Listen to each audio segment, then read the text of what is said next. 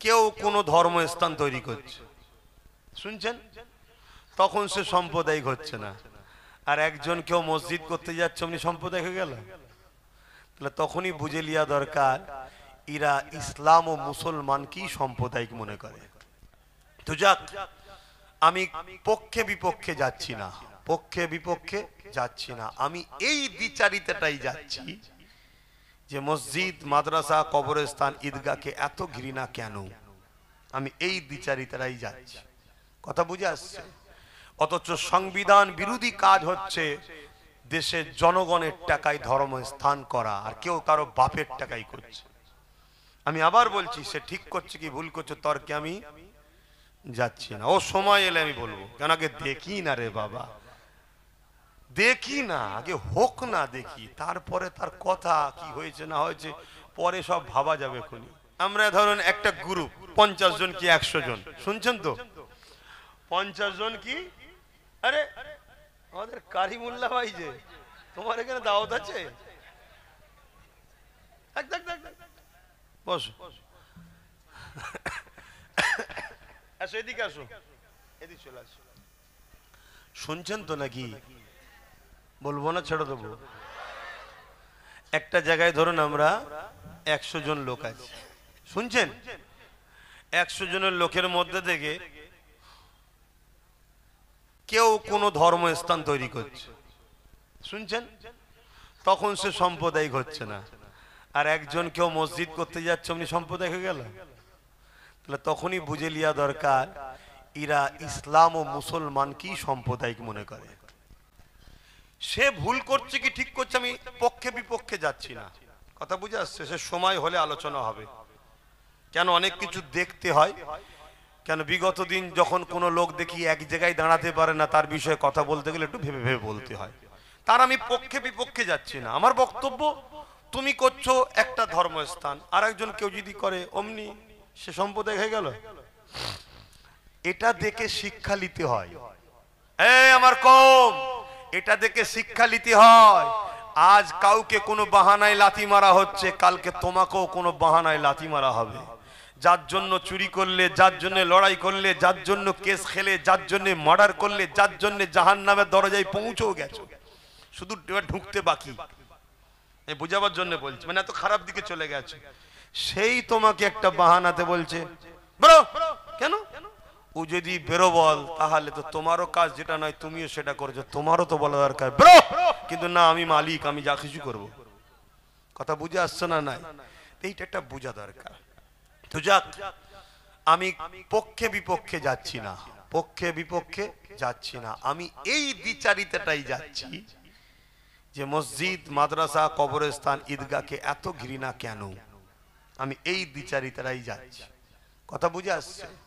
অথচ সংবিধান বিরোধী কাজ হচ্ছে দেশের জনগণের টাকায় ধর্মস্থান করা, আর কেউ কারো বাপের টাকাই করছে।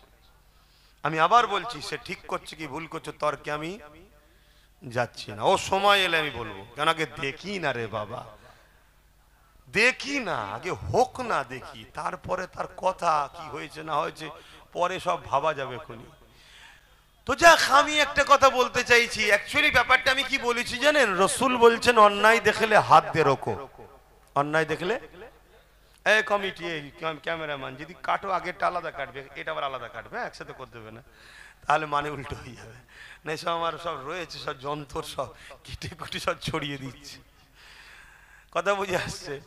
এতে কেউ আমার ভালো করছে, কেউ আবার, আর বলছি না, অনেক কিছু করে ফেলছে। তো যাক, এমন কিছু করো না সমাজ যাতে ভুল মেসেজ না পায়। আমি সেই কাজের কাজই নয়, তুমি আমাকে আসামি করে দিলে, তুমিও পাপী হবে। তা ইসলাম বলছে অন্যায় দেখলে হাত দিয়ে রোকো। আমার রসুল বলছেন, মুসলিম শরীফের হাদিস, মানবেন না নবীর কথা? নবীর কথা যে মানে না সে ঈমানদার না কাফের? এজন্য বলেন, পুরো তো টাটকা কাফের, কোনো টেনশন নেই।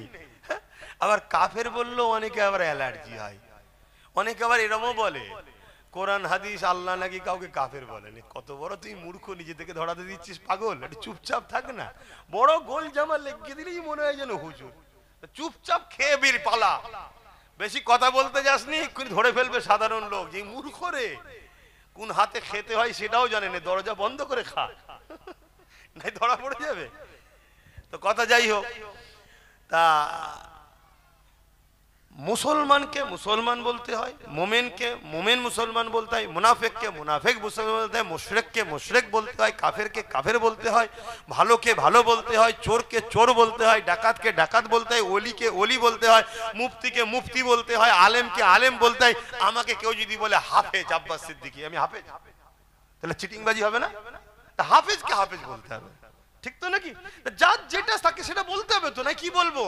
কাফে যদি কাফের না বলে কি বলা হবে? দাদু বলবেন নাকি?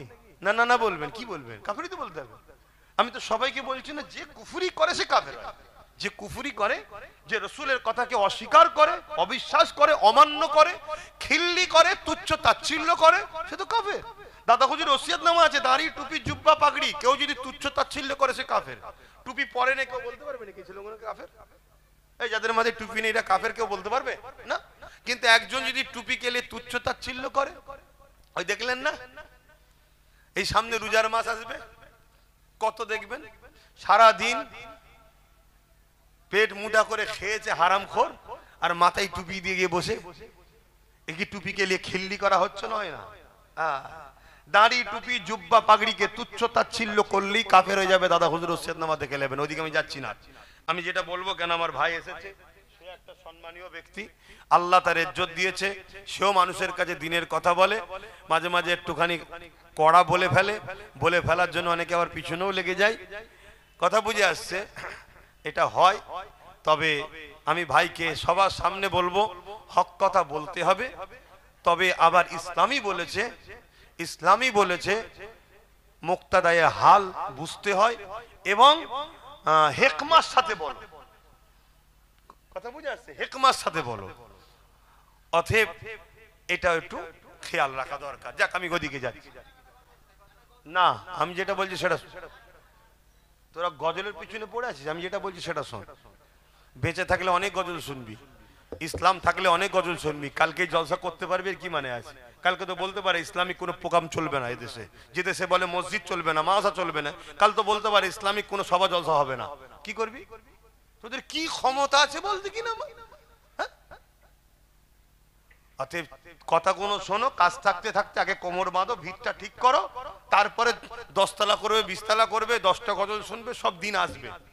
কি হ্যাঁ, নলেজ সিটিতে এখন বিল্ডিং করছি ভালো, তারে ভিত দিচ্ছে, এখন নাই মালপানি কম, কাল এত টাকা এসে যাবে, হয়তো 20 তলা করতে হবে, পয়সা নেই, এসে গেছে। কিন্তু তলা যদি এখন কাঁচা হয়ে যায়, তোমার তলাতেই সব ঢুকে যাচ্ছে, ওখানেই হু করে 3 তলার খরচ তলাতে 1 তলাতেই ঢুকে যাচ্ছে। না আমি হালকা করে করলে হু করে বেড়ে যাবে। তো এইগুলো ভবিষ্যতের কথা ভাবতে হবে, আগে তৈরি করো। তো যাই হোক, আমি যে কথা বলছিলাম, এই সুযোগে নলেজ সিটিরও প্রচারটা করে নিলাম। কি অনেকে বলবে দেখেছি এই সুযোগে নলেজের প্রচারটা করে নিল। তো যাই হোক, প্রচার খারাপ তো কিছু প্রচার করিনি, ভালো জিনিসই প্রচার করেছি। তো যাই হোক, আপনার আমার বাপ ভাই হন তো, তাই একটু হাসি খুশি করছি। কি কথা বলছিল? হ্যাঁ, আল্লাহ নবী মুসলিম শরীফের হাদিসে বলছে, অন্যায় দেখলে হাত দিয়ে রোখো, যদি হাতে রুখতে না পারো মুখ দিয়ে প্রতিবাদ করো, যদি মুখ দিয়ে প্রতিবাদ করতে না পারো অন্তর থেকে ঘৃণা করো। সবার দ্বারা হাত দিয়ে রুখা তো সম্ভব নয়, সবার দ্বারা মুখ দিয়ে প্রতিবাদ সম্ভব নয়, অনেকের অন্তর থেকেও ঘৃণা করা দরকার। কিন্তু রসুল অন্তর থেকে ঘৃণা করার পরে বলছে, ঘৃণা যারা অন্তর থেকে করবে এদেরও ইমান আছে কিন্তু দুর্বল। এ ক্যাটাগরির ইমান হাত দিয়ে প্রতিরোধ করা, অন্যায় দেখেছে হাত দিয়ে রুখে দিয়েছে। আর দ্বিতীয় স্তরের ইমান মুখ দিয়ে প্রতিবাদ করা, যদি মুখ দিয়ে প্রতিবাদ করতে না পারে কমসে কম এইটুকু গুণ যেন থাকে, অন্তর থেকে ঘৃণা করে দূরে সরে যাবে। আর তা না করে যদি কেউ অন্যায়কে সাপোর্ট করে, তার মধ্যে ইমান থাকবে না। কথা বুঝে আসছে? আবার রসুল বেশকা শরীফের হাদিসের মধ্যে কি বলছে, যে জালিম জানার পরে তুমি যদি তাকে শক্তিশালী করার জন্য সহযোগিতা করো, সাপোর্ট করো, তাহলে তোমার মধ্যে তুমি ইসলাম থেকে বেরিয়ে যাবে, রসুল এই কথা বলেছে, ইসলাম থেকে বেরিয়ে যাবে। যে ইসলাম থেকে বেরিয়ে যেতে ঈমান থাকে, এই কথাটাকে দুটো হাদিসকে সামনে রেখে আমি আমার ভালোবাসার বাপ মাদের ঘরে বুঝাবার অধিকার আছে না নাই, আমি বুঝাতে গিয়ে কোনো এক জায়গায় বলেছিলাম যে কি কেন্দ্র সরকার ক্ষমতার জোরে ওয়াকফ কালা কানুন করে মসজিদ মাদ্রাসা দখল করছে। এটা আজকের কথা না, অনেক দিনের কথা। তো সেই জায়গায় আমাদের উচিত, কেন্দ্র সরকার এই আইনটা ঠিক করছে না অন্যায় করছে? জোরে বলুন, রাসূলুল্লাহর হাদিস হাত দিয়ে রুখতে হবে, যদি হাতে ক্ষমতা না থাকে প্রতিবাদ করতে হবে, যদি প্রতিবাদ করতে না পারি কেন্দ্র সরকারকে ঘৃণা করে দূরে সরে যেতে হবে। তা না করে কোনো মুসলমান যদি দাবিদার কেন্দ্র সরকারকে ভোট দেয় তার কি ঈমান থাকবে? তার মানে আমি মসজিদ মাদ্রাসার বিরুদ্ধে, তুমি আমাকে ভোট দিয়ে শক্তিশালী করছো, তাহলে মসজিদ মাদ্রাসা ভাঙি, তা তুমি কি মসজিদ মাদ্রাসার দুশমন নয়? ভোট দিয়ে আমরা তো সাপোর্ট করা, সহযোগিতা করা। রাসূল বললেন যে জালিম হবে তাকে যদি তুমি সাপোর্ট করো, জানার পরে তুমি ইসলাম থেকে বেরিয়ে যাবে। কেন্দ্র সরকার জালিম হ্যাঁ কিনা কথা বলেন? সব থেকে বড় জালিম তো আমার মসজিদ মাদ্রাসার উপর আঘাত করছে। এই কথাই আমি কেন্দ্র সরকারকে ভোট দিলে ঈমান থাকবেন, এটা প্রথম বলেছি। বলার পর আমি বলেছি আজকে কেন্দ্র সরকারের বিরুদ্ধে আন্দোলন হবে, আর বাংলা সরকার যদি বলে দিল্লি চলে যাও, এ থেকে কি আমাদের বুঝতে বাকি যে কেন্দ্র সরকারের সাথে সেটিং আছে? এ মসজিদ মাদ্রাসার পক্ষে না বিরুদ্ধে? তাহলে যদি পক্ষে হতো তাহলে বলতো আন্দোলন করো, আমি আছি, তাই তো নাকি? কিন্তু এ বলছে দিল্লি চলে যাও, তাহলে পক্ষে না বিরুদ্ধে? তখন তো আর বলেনি আমি আইন মেনে নিলাম, তাহলে তো আরো বড় ফতোয়া হতো। তখন বলেছিল দিল্লি চলে যাও। তারপর আমি বললাম যদি কেউ বলে কোরআন শেষ হয়ে যাবে, উন্নতি শেষ হবে না, সে কোরআনের পক্ষে না বিরুদ্ধে? আপনারা বলুন এই কথাটা ঠিক বলেছে না ভুল বলেছে? কোরআন কি শেষ হয়ে যাবে? এজন্য বলে এ ঝাঁটা খাকি মরে জাহান্নামে ঢুকে যাবে, তো কোরআন শেষ হবে না। এ কথা ভুল বলছি নাকি? এ কথা ভুল বলছি? তাহলে এই যে কোরআনের বিরুদ্ধে যে কথা বললো, এটা ঠিক বললো না অন্যায় করলো? এই অন্যায়ের বিরুদ্ধে রাসূল কি বললেন? হাত দিয়ে রোকো। যদি হাত দিয়ে রুখতে না পারো, মুখ দিয়ে প্রতিবাদ করো। যদি মুখ দিয়ে প্রতিবাদ করতে না পারো, অন্তর থেকে ঘৃণা করো। তা না করে কোনো মুসলমান যদি ভোট দেয় তার ঈমান থাকবে? তারপরে এ প্রসাদ খাওয়াচ্ছে, প্রসাদ খেলে ঈমান থাকে? তারপরে আরো অনেক কিছু কথা। তারপরও আমি কি বলেছি জানেন? এসব বলার পরে যদি তোমরা মনে করো যে ডাকাত রুকার জন্য চোরকে দরকার, তাহলে একে বলো ক্ষমা চাইতে। এ আমার দিল্লি চলে যাও বলাটা বলুক অন্যায় করেছে, কোরআন শেষে বলাটা ভুল করেছে, ক্ষমা চাইতে বলো, তাহলে আমি আব্বাস সিদ্দিকী বলবো না। কথা বুঝে আসছে না? নাই কেন? কেউ যদি ভুল করে ক্ষমা চাইলে তাকে তার ওই বিষয়ে কথা বলা যায় কি? কিন্তু যদি ক্ষমা না চাই, এরপরও কোনো মুসলমান যেদিকে সাপোর্ট কথা মানে এর কথাকে সাথ দিল, কোরআন শেষ মেনে নিল, তা তার মধ্যে কি ঈমান থাকবে? একজন অমুসলিম কিন্তু আমার কোরআনের বিরুদ্ধে কথা বলে না, গণতান্ত্রিক দেশে তুমি তাকে সাপোর্ট করতে পারো? কেন? তুমি তাকে নেতা বানাচ্ছ কি জন্য? দেশ ও দেশবাসীর সেবার জন্য, ধর্মের জন্য তো বানাওনি। এটা দুনিয়াদারি। কিন্তু ও যেই বলবে তোমার দিনের বিরুদ্ধে, আর তাকে সাথ দেওয়া যাবে? কোন মুসলমান ধরুন দাড়ি টুপি আছে, তোমার ইসলামের বিরুদ্ধে কথা বললো, তুমি তাকে সাপোর্ট করতে পারবে? তো এই কথাটা আমি বলেছি। বলার পরেও শেষে বলেছি যদি ক্ষমা চেয়ে এলাই আলাদা কথা, কিন্তু ক্ষমা চাওয়ার পরে আরেকটা কথা বলেছি কি, ক্ষমা চেয়ে নিলে শুধু হবে না, ক্ষমা চাওয়ার পর আমাদেরকে ভাগিদারিতে নিতে হবে। নাই তুই আজকে নাচারে পরে ক্ষমা চাইবি, তারপরে এসে জুলুম আরো বাড়াবি, ঠিক না বেটি? আরে আমার তো বিষয় নয়, বিষয় তো নিরীহ গরিব মানুষের কথা বলছি, আমি সব ধার ধরি নাকি এদের? কথা বুঝে আসছে না? নাই এরপরও আপনারা বলুন আমি কি কিছু ভুল বলেছি? ফতোয়াটা কি আমার বাপের দিয়েছি নাকি? রাসূলুল্লাহর হাদিসের কথা বলেছি। এখন আপনি একজনের সঙ্গে ব্যবসা করেন, 1 কোটি টাকার লেনদেন বছরে কি মাসে হচ্ছে, হঠাৎ করে সেই বিজনেস পার্টনার আপনার নবীর বিরুদ্ধে ইসলামের বিরুদ্ধে কথা বললো, এটা জানবেন আপনার জন্য আল্লাহর পরীক্ষা শুরু হলো। আপনি যদি ওর থেকে পরিত্যাগ না করেন, তার মানে আপনি কথা দিলেন, আপনি হাকিকাতে বুঝলেন আল্লাহ ও রসুলের থেকে ওকে বেশি প্রাধান্য দিয়েছেন, আল্লাহ ও রসুল ওর হাতে আপনাকে শেষ করবে। অনেক বাপ মা দেখবেন ছেলের হাতে মার খায়, কেন জানেন? ওই বাপ মা ছেলেকে আল্লাহ ও রসুলের থেকে বেশি প্রাধান্য দিয়েছে, এই জন্য মার খায়। এমন বীজ তোরা তৈরি করে দিয়েছে, মারছে বাপ মাকে। ওই জন্য আল্লাহ বলেছে সূরা বাকারাতে, আমাকেও আমার হাবিবের ওপরে কাউকে নয়। তুমি দুনিয়াদারিতে ব্যবসা করো, কারবার করো, সংসার করো, বাপ হয় মা হয় সব সম্পর্ক ঠিক আছে ততক্ষণ পর্যন্ত যতক্ষণ আল্লাহ ও রসুলের মোকাবেলায় না আসবে। যেই মোকাবেলায় এসে যাবে তখন তোমাকে আল্লাহ ও রসুলের পক্ষ নিতে হবে, আর কারো নয়। আমি এটা আমার কওমকে, আমার ভাইকে, আমার বাপকে, আমার মাকে, আমার দাদা হুজুরের ভক্ত মুরিদদেরকে, আমার নবীর উম্মত উম্মতিদেরকে জানানো দরকার আছে না? না। এখন আমি শেষ কথা বলবো। কেউ আপনাকে ডাকছে আমার সাথ দাও, আমি ক্ষমতায়, তার সাথ দিলে সে ক্ষমতায় এসে মসজিদ মাদ্রাসা মিটাবে। আবার কেউ ডাকছে আমার সাথ দাও, সে ক্ষমতায় এলে মসজিদ মাদ্রাসা হিফাজত করবে। আপনি কার সাথ দেবেন? জোরে বলুন, কার সাথ দেবেন? আজকে আমরা চোখের সামনে দেখছি কেন্দ্র সরকার মসজিদ মাদ্রাসা মিটাচ্ছে, তার 7 রাজ্য সরকার দিচ্ছে। আবার চোখের সামনে অপর দিকে দেখছি নবী বংশের একটা ছেলে সুপ্রিম কোর্টে মসজিদ মাদ্রাসাকে বাঁচাবার জন্য কেস করছে, রাস্তায় আন্দোলন করে মসজিদ মাদ্রাসার জন্য জেল খাটছে। এই জায়গায় দাঁড়িয়ে থেকে তার সাথ দেওয়া দরকার আছে না? না, আমার সঙ্গে কারা একমত হাত তুলে দেখান। এ কথা তো একমত নাকি? হাত নাবান। কথা ক্লিয়ার, শেষ। এবারে আপনি এই কথার উপরে থাকবেন না কাল বিক্রি হবেন সেটা আপনি জানবেন, আপনার আল্লাহ জানবেন, আমার জানার আর দরকার নেই। আমার এই পর্যন্ত কাজ ছিল, আমার এই পর্যন্ত কাজ ছিল ইসলাম বিদ্বেষীদের বিরুদ্ধে গণতান্ত্রিক দেশে আমি সংবিধানকে সামনে রেখে আমার যে ক্ষমতা ধারা সেই লাইন অনুযায়ী আপনাকে সেই রাস্তা দেখিয়ে দিলাম। যে ক্ষমতায় আমার মসজিদ মাদ্রাসা মিটিয়েছে ওই ক্ষমতায় আমাকে ফিরে আসতে হবে। আজকে আমি প্রায় জায়গায় বুঝাচ্ছি, আপনাদেরকেও বুঝাচ্ছি, আমি আপনি ওর পাশে থাকবো। ও কি করছে? ও দলিতদের কাছে যাচ্ছে, দলিতদের যে বুঝাচ্ছে ভাই মার তো তোমরাও খেচ্ছ আমরাও খেচ্ছি, যেখানে তোমরা বেশি তোমরা দাঁড়াও, আমরা মুসলমান 15-20% তোমাকে সাথ দেবো। যেখানে আদিবাসী বেশি ভাই আদিবাসী ভাইয়েরা তোরা দাঁড়া, আমরা মুসলমান তোদেরকে ভোট দেবো। যেখানে মতুয়া বেশি, আমরা তো একদিন জানতাম মতুয়ারা আমার দেশের লোক, যাদেরকে বিগত সরকাররা অনেক কলোনি এটা সেটা অনেক কিছু করে দিয়েছিল, আমাদের দেয়নি, তাদের দিয়েছিল, দিয়েছে না দেয়নি। আজকে সেই মতুয়া ভাইয়েরা তাদেরকে ছেড়ে দিয়ে এর পিছনে ছুটেছে, ছুটে আজকে কি পেল? তারা যে বাংলাদেশি আজকে আমরা জানতে পাচ্ছি। কি পাচ্ছেন না পারেন না? কিন্তু আজকে তাদের উপরেও তো বিপদ নাকি? তা এ নওশাদ যে তাদেরকেও বুঝাচ্ছে ভাই তোমরা যেখানে বেশি তোমরা দাঁড়াও, আমরা মুসলমান তোমাদের সাথ দেবো। ঠিক তেমনই যেখানে আমরা মুসলমান বেশি আমরা সেখানে দাঁড়াবো, তোরা আমাদের সাথ দে। এইভাবে যদি আমরা মিলেমিশে থাকি তাহলে কোনো জালিম এই গরিবদের ঘরে শেষ করতে পারবে? তাহলে ঠিক এইভাবে যেটা আমার দেশের সংবিধান, সংবিধানের 28 নম্বর ধারাতে যে যা ধর্ম চর্চা করবে ধর্মস্থানকে তারা দেখবে, এতে সরকারের হস্তক্ষেপ নাই। সরকার ধর্মস্থান আঘাত করতে পারবে না, সরকার ধর্মস্থান বানাতেও, এটা কি বলছে? সংবিধান বলছে। ও সংবিধানের বিরোধী করছে, এও সংবিধানের বিরোধী করছে। তাহলে একদিকে যেমন আমার ধর্মের উপরে আঘাত, অপর দিকে এরা দেশেরও বিরুদ্ধে।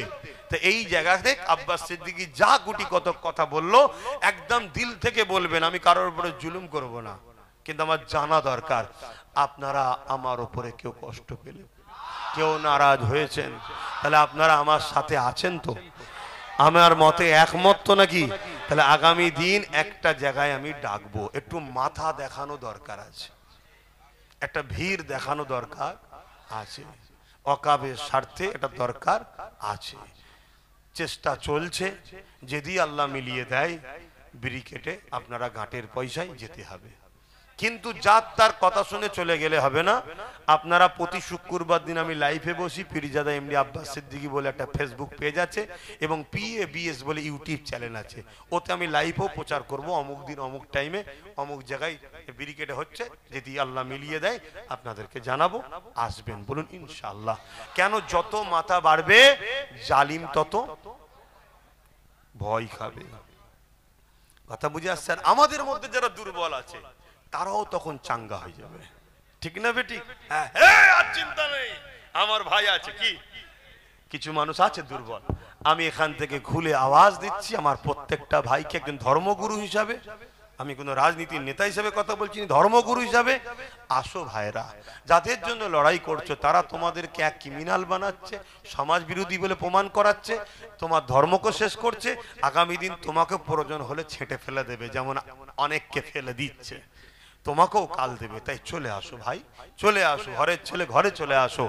আসো আমরা আদিবাসী দলিত মতুয়াদের সঙ্গে বন্ধুত্ব করি, করে যার যেখানে সংখ্যা বাড়ি সে সেখানে থাক, যার সংখ্যা অনুপাতে ভাগিদারি। বাবা সাহেব বলেছে এই রাস্তায় আমরা চলবো। শেষ কথা, কেউ যদি বলে যে হুজুর সব ঠিক আছে, জলসাতেই সব কথা বললেন কেন, তাকে একটাই কথা বলবো, আগে গিয়ে ওই নেতাগুলোকে বুঝা যারা রাজনীতিতে চাকরি শিক্ষা কর্মসংস্থান না দিয়ে ধর্মের বিরুদ্ধে লাগছে, ওদেরকে বুঝা যে তুই রাজনীতি করছিস, রাজনীতি কর, ধর্মলে মাথা দিস না। তাহলে আমি বলবো আমি ধর্মনীতি করছি, রাজনীতিলে মাথা দেবো না। ওই গাছ লাগিয়ে দিয়েছি, ওই গাছই নওশাদ একাই দেখে নেবে। কথা বুঝে আসছে না? নাই। আর যদি তুমি আমার ঘরে হাত দাও তাহলে আমি তোমার ঘরে হাত দেবো না, দেবো না? তাহলে আপনারা আমাকে সালাম দেন। ওয়া আলাইকুম আসসালাম ওয়া রাহমাতুল্লাহি ওয়া বারাকাতুহু।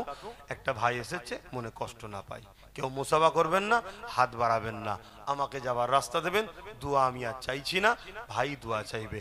কেন? মনে না হয় যে ভাইজান দোয়াও করে দিল রে, কথা বুঝে আসছে, আখেরি দোয়া হবে না, এটা দরকার। আজকে আমি যদি কারিমুল্লাহ হতাম আর ও যদি আব্বাস সিদ্দিকী হতো, তাহলে আমারও তো কষ্ট হতো। এগুলো পরের দুঃখটাকে বুঝতে হয়। আসসালামু আলাইকুম। আর স্লোগান আমার বিষয়ে উল্টো পাল্টা দেবেন। আসসালামু আলাইকুম, দরুদ শরীফ আল্লাহুম্মা